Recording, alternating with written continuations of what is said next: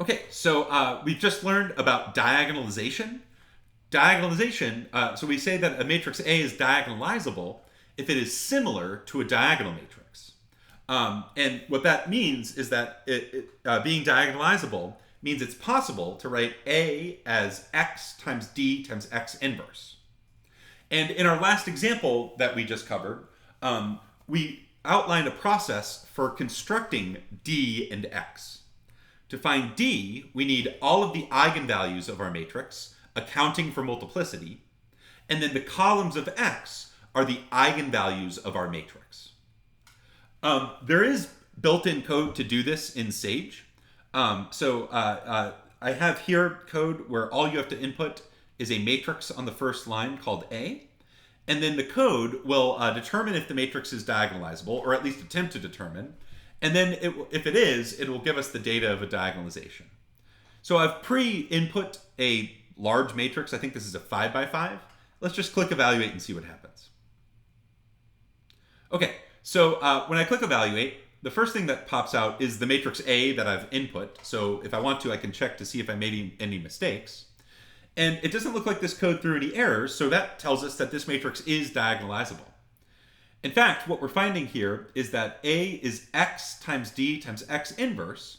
It's giving us this matrix x, it's giving us a diagonal matrix d, and then it's giving us x inverse. So let's remind ourselves how to read this data. So let's start with the matrix D here.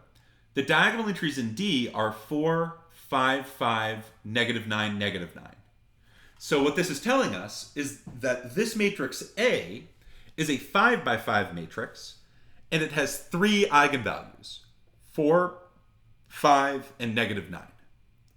But 5 is repeated twice.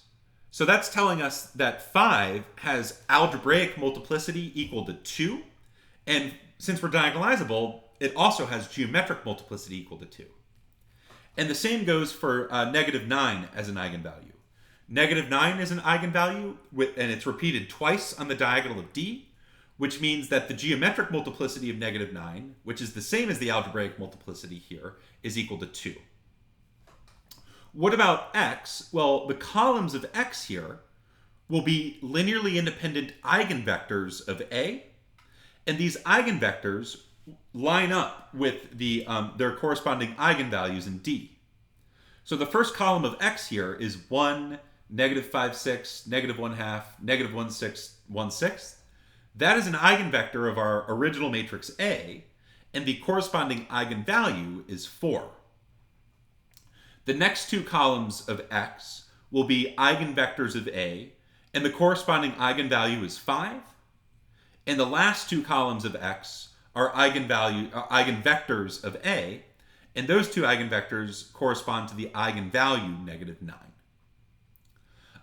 So this code should prove useful if you're trying to diagonalize something. It is worth saying, though, that remember, diagonalizations aren't unique. So it's very possible that you sit down and you write down a valid diagonalization, and then you run your matrix through this code and you get a different diagonalization. What should be the same is you should have the same diagonal entries in D, just listed in a different order. And depending on the sizes of the eigenspaces, you might even get totally different eigenvectors as your columns for x. Nonetheless, this should prove useful in certain situations.